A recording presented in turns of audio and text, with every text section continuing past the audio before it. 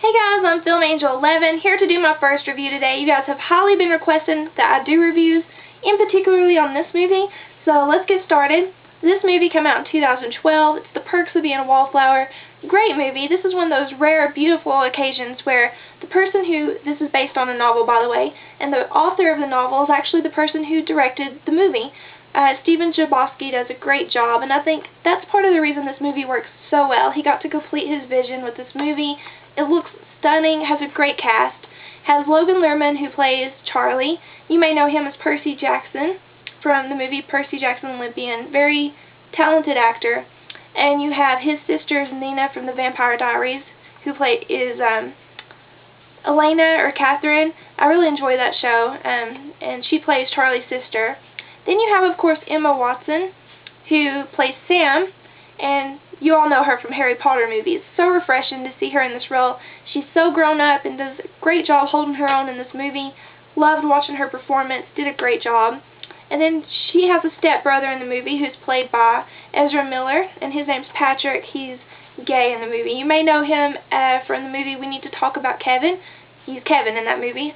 So, great cast. And then they have a best friend, kind of punky girl, Mae Whitman, and her name in the movie is Mary Elizabeth, and you may know her from Arrested Development.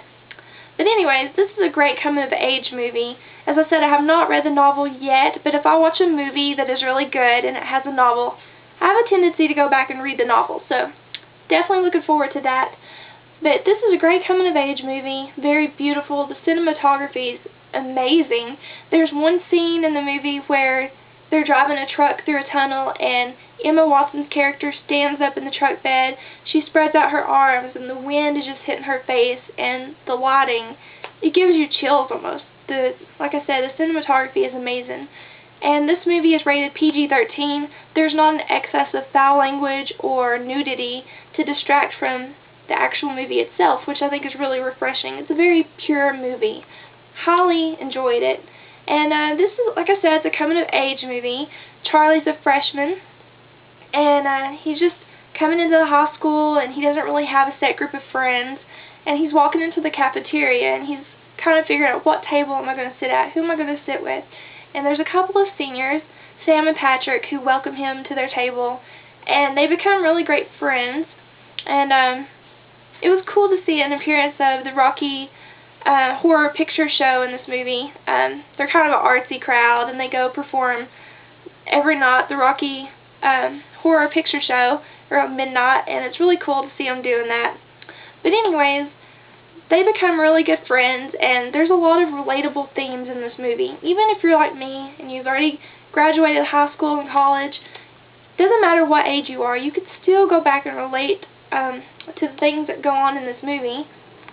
There's a really familiar theme, you know, like with Sam, she's a senior, she's kind of been around the block, she has made some mistakes that she regrets. And you've got Sam, who's a freshman, he's never even kissed a girl, and kind of naive and innocent in that way. And he, of course, falls for Sam, and she has a boyfriend, so she's always pushing, oh, let's just be friends, you know, I have a boyfriend, let's just be friends. So their kind of punky friend, Mary Elizabeth, falls for Charlie, when he's not really all that interested in her, but he's never had a girlfriend, so Mary Elizabeth gets really attached to him. And I remember one scene, they're sitting around the table and they're playing Truth or Dare, and somebody dares Charlie to kiss the prettiest girl in the room, and he kisses Sam when Mary Elizabeth's right next to him. And apparently there's a past with Mary Elizabeth and Sam with guys, and apparently something like that's happened before. So, I don't know, there's a love triangle, and there's the friend card that gets pulled out, and you have Patrick, who's gay, so, and he's not come out of the closet, so I feel like people from all backgrounds can relate to this movie. It's very well done, very well written, and I just really, really enjoy this movie. There's actually a quote from the movie that says, "We accept the love we think we can deserve," and that pretty much sums up Sam's character.